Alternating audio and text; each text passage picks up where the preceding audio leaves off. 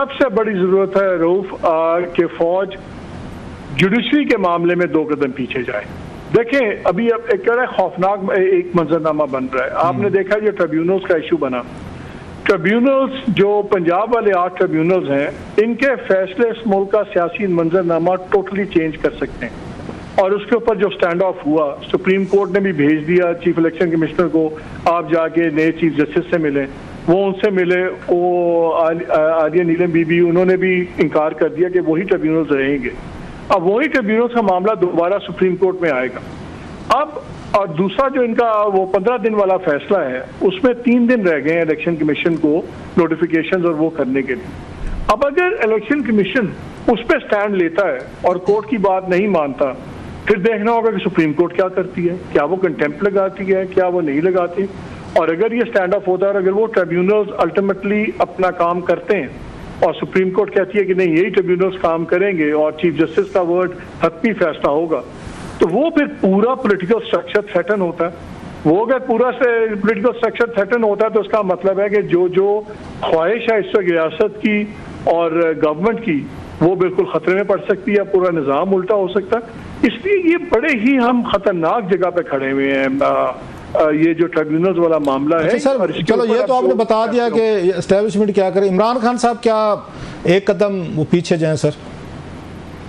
मेरा नहीं ख्याल कि वो पीछे जाना चाहेंगे। देखिए मैं आपने तजवीज दी कि एक कदम वो भी पीछे जाए, वो भी जाए। यही तो सारा क्राइसिस है कि nobody is ready to step. Reason दे रहा हूँ ना मैं देखिए, मैं जब भी किसी का एनालिसिस करता हूँ, मैं अपने आप को उसकी जगह डाल के सोचता हूँ कि अगर क्या हो सकता है। देखिए इमरान खान मेरे ख्याल में कन्विंस्ड हैं कि उनको इस निज़ाम में कोई जगह नहीं मिलनी। वो चाहेंगे कि यार इससे बेहतर है सारा निज़ाम गिरे और टोटल डिसऑर्डर में से एक नया ऑर्डर जन्म ले और उसमें वो चीज़ें हों। देखिए ना, उन्होंने सिविलियन गवर्नमेंट को तो बेट कर दिया ना। सिविलियन गवर्नमेंट इससे ज़्यादा क्या कह सकती है कि हम आपकी पार्टी बैन करेंगे और आप पे आर्टिकल 6 लगाएंगे। ये मैक्सिमम था। अब वो चाहते हैं कि फौज का और जो ये है क्लैश इस वक्त जुडिशरी का इस हद पे चला जाए कि फिर फौज को अपनी पावर यूज करनी पड़े। और वो पावर क्या होती है? वो तो फिर एक्स्ट्रा कॉन्स्टिट्यूशनल होती है ना। सो पूरा निज़ाम गिरता है। उनको इस निज़ाम में अपनी कोई जगह नजर नहीं आ रही। और आप ये देख लीजिए कि पिछले 2 महीने में क्या कोई ऐसा कदम गवर्नमेंट ने या किसी ने उठाया कि जो जरा टेम्परेचर नीचे करे? नहीं करे। आपने पार्टी से क्रेडिट सील कर दिया, आप बंदे गिरफ्तार कर दिए, रोज नए मुकदमे बन रहे हैं। अब जो ये फ्राइडे को जुलूस निकलेंगे, ये बड़ा इंपॉर्टेंट इवेंट होगा। इसमें लॉयर्स भी होंगे, सब कुछ होंगे। उसमें देखते हैं पंजाब गवर्नमेंट कितना स्ट्रॉन्ग हैंडेडली इसको डील करती है, उसके नतीजे में क्या होता है। सो हर दिन टेम्परेचर बढ़ रहा है, कम नहीं हो रहा। और देखिए जो जेल में बैठा हुआ है वो क्या कह सकता है? वो तो कहता है आज ही मेरे से बात करो। जिनसे वो कहता है वो बात करने पे तैयार नहीं है। मेरा ख्याल है अगर हालात ने थोड़ा सा ultimate point of no return से पीछे जाना है, वो तभी जाएगा कि पहली स्टेज पे फौज की और जुडिशरी की जो टिफ है इसमें कमी आए।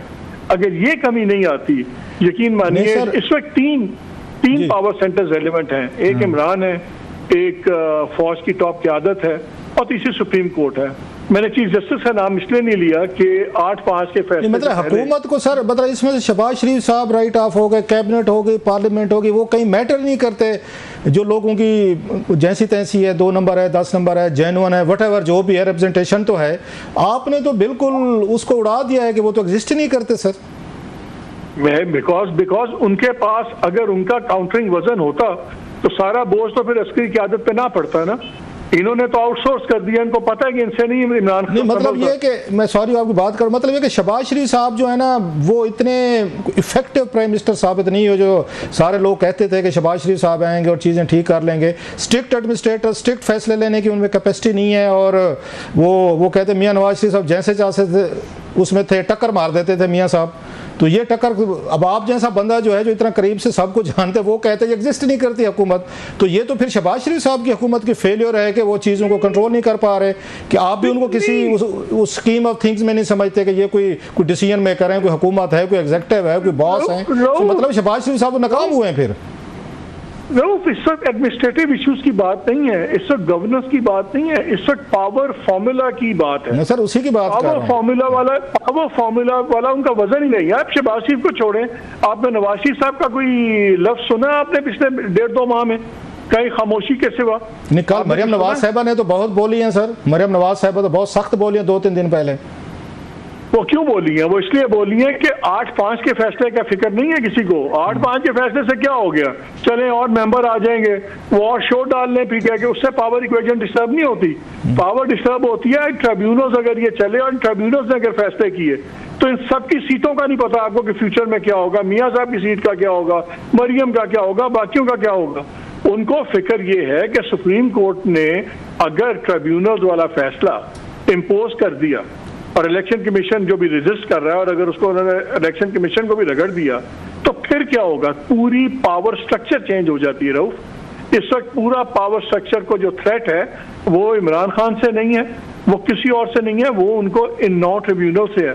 इस्लामाबाद वाला ट्रिब्यूनल तारिक जहांगीरी साहब का, उस पर इनकी 3 सीटें इस्लामाबाद की, लाहौर की सारी सीटें, पंजाब जो असल पावर बेस है वहाँ की सारी सीटों का फैसला करना है उन ट्रिब्यूनल्स ने। ये जो है ना 9 लोग, ये इस तक नजर आ रहे हैं गवर्नमेंट को, इसलिए सारा प्रेशर चल रहा है। हुकूमत ने अभी से सर ये क्यों तय कर लिया है, आपके पॉइंट में बड़ा वजन है कि ये क्यों तय कर लिया गया है पहले से कि ये 9 जजेस जो आएंगे ट्रिब्यूनल को हेड करेंगे तो ये हमारे खिलाफ ही फैसले देंगे, प्रोसीडिंग होंगी, वहाँ पे चीज़ें पेश की जाएंगी, सबूत अदरवाइज फार्म पेश होंगे, so it will take time. तो आप जाएँ अपना डिफेंड करें, हुकूमत करे, ये जितने MNAs वगैरह हैं करे, मतलब पैनिक मोड में क्यों है फिर हुकूमत को? इनको क्या जजेस, अभी से इन्होंने कहा कि जजेस का फैसलों का इनको पता है, डिसीजन हो गया है कि वो खान साहब की पार्टी के हक में सारे फैसले करेंगे, जितने भी आएंगे सबको उड़ा के रख देंगे और उनकी पार्टी के MNA वापस आ जाएंगे। ये क्यों हुकूमत सोच के बैठी हुई है सर? एक तो जो आप ये साउथ पंजाब वाली अपनी मासूमियत दिखाते हैं ना, मेरा दिल एकदम नरम पड़ जाता है, मुझे आंसू आ जाते हैं मेरी आंखों में। इतने आप मासूम हैं। आप भी देखे कि तक फिजा क्या चली हुई। सनम जावेद का केस कितना हाई प्रोफाइल केस था, सेलिब्रेटेड केस था ना, रोजाना इससे बातें होती थी। यार ड्यूटी जज ने बरी कर दिया। ड्यूटी जज के पास तो अगर तारीख डालता तो एक्सेप्टेड नॉर्म है कि ड्यूटी जज तारीख डाल देते हैं, हाँ जी जो केस है वो है। जब ड्यूटी जज आपके फैसले करने शुरू हो जाए आपके खिलाफ, जब ATC के 3 जजेस पूरी शिकायतें करनी शुरू हो जाएं, जब हाई कोर्ट्स आपके खिलाफ खड़ी हो जाएं, उस वक्त फिर आप कहते हैं कि इन जजों से क्यों डर रहे हैं?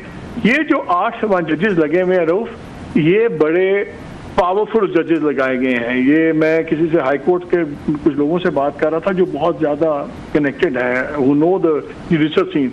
उन्होंने कहा जी हर जज जो है ना 4-4, 5-5 जजेस के ग्रुप वाला जज है, ये कमज़ोर जज नहीं है, सो आप इनको लाइटली ना लें। इसलिए अगर ये चीज़ बाकी लोगों को पता तो गवर्नमेंट को भी पता है। दीज 8 जजेस आर वेरी स्ट्रॉन्ग जजेस। और जो फिजा बनी हुई है इस वक्त तो हवा, क्योंकि कॉन्सेंट्रेशन है, तो इस वक्त तो वो जो फॉर्मूला अंग्रेजी में होता है an enemy is my friend, तो वो फैसला जब सुनाते हैं वो मैसेजिंग करते हैं कहीं और फैसले का बेनिफिशियरी हो जाता है PTI।